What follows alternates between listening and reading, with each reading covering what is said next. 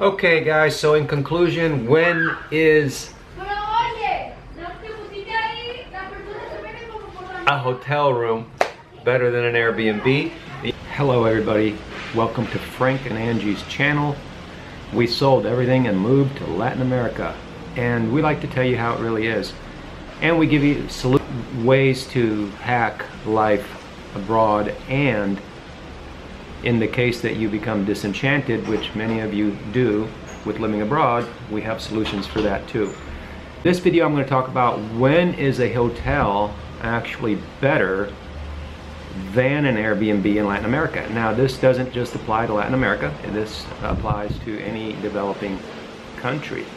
This video is not about bashing a particular city or a particular country. This issue is very common in all developing countries and even developed countries. You know, this used to happen in the States too. The first thing is that you can clearly visualize, and you know that I love to show you visual proof every chance I get when I have it. And I'm going to do that today in this video. But I just want to briefly say that we stay in Airbnbs because, ta-da, you get a whole kitchen. That's a good reason to do it. Real good reason, because in a hotel room you may or may not get away with something like that. And besides, you know how inconvenient that is. So, here comes the proof that I was going to show you. Now I don't know if you can tell, but I'm a bit under the weather today on this video, and I'm making the video, and it's not that I have a cold or a flu or I caught a virus or anything like that. I didn't eat anything bad.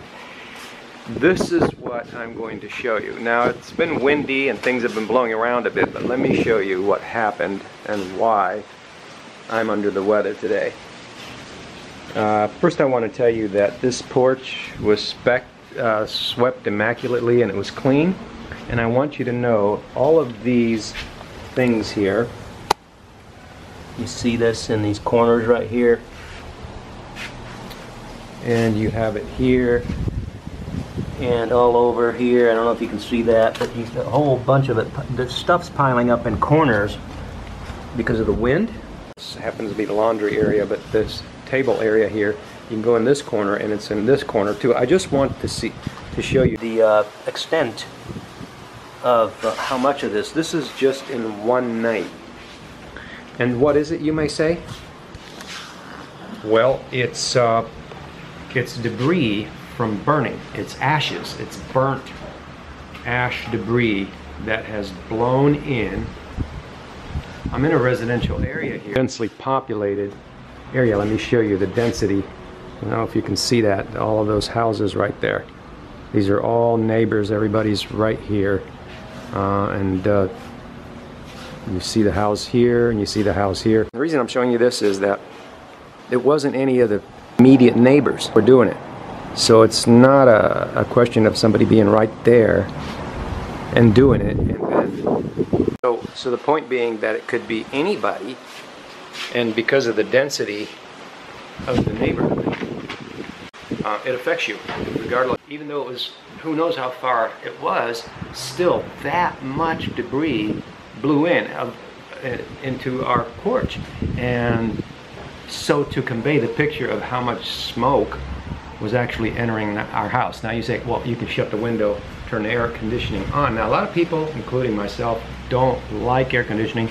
Air conditioning would make me wake up under the weather also.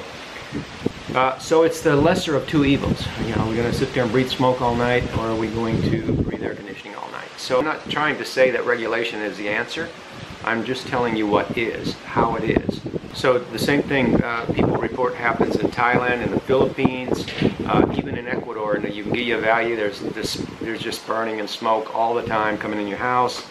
Cuenca has it. So shoot, we used to do it in Italy when I was a boy. We used to burn every chance we got because, hey, we had nothing to do and it was fun.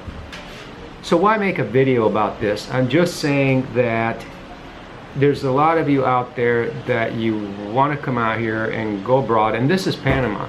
This is in a, regardless whether you're in a city or a more developed area like Panama City, this is exactly where it's happening, Panama City. So why make a video about something like this? Okay, so you woke up and you all night long you're smoked out, or maybe you had to turn on the air conditioner and shut the windows. Something that I'm very loath to do in a tropical area. But I believe in clean air, pure air, breathing pure air for health.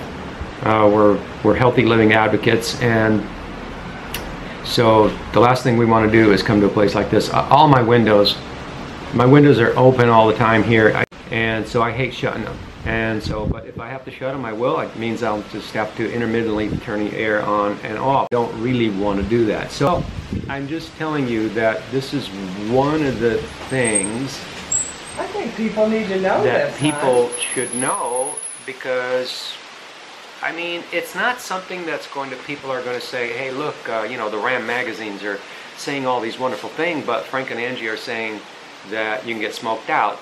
Well, you have some input? Yes, we're more of the type in a lot of these places, especially in Latin America, where we like to go off the beaten path, though. We don't like to stay in the city. The smoke thing probably isn't going to be in Panama City. Well, it's only when we go out like this. Good point. I did start this video talking about when is a hotel better than an Airbnb. That's what the video should be about. And I need to get back to that focus. Okay. And that's when a hotel, this is one example of when a hotel, even though we much prefer the Airbnb for the kitchen. I love it here. Because it's not just the two of us. If it was just the two of us, we'd probably just go out to eat more often, because since we have that hacked anyway.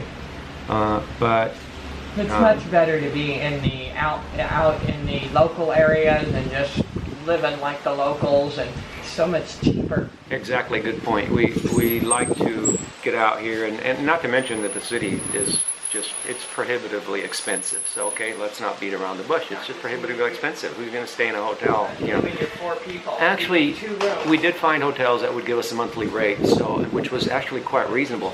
We like to get out here. We're in a Panamanian neighborhood, so we like to get out here, and there's a lot more to enjoy out here. I mean, the city's great. We love it for a while, but then it's peaceful out here.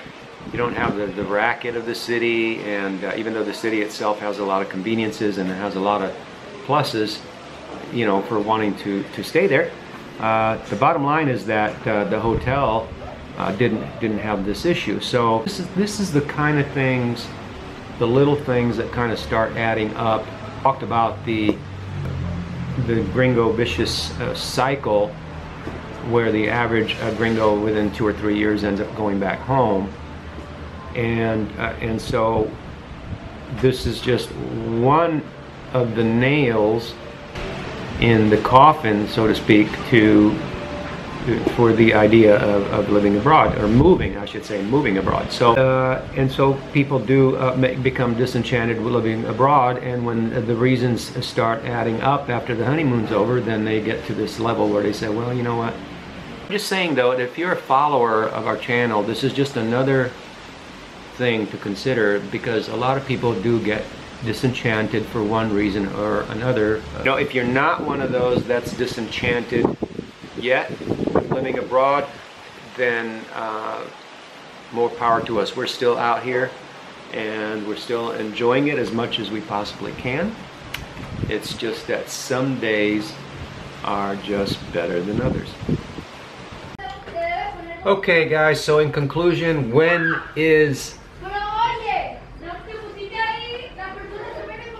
a hotel room better than an Airbnb? The answer is at any time when you're in the city and you're not at risk of getting smoked out all night. There's more to it than that, but in this video, we're going to keep it there. Thanks for watching, and have a wonderful evening. Subscribe, and if you like the video, you know what to do. Thanks. Bye.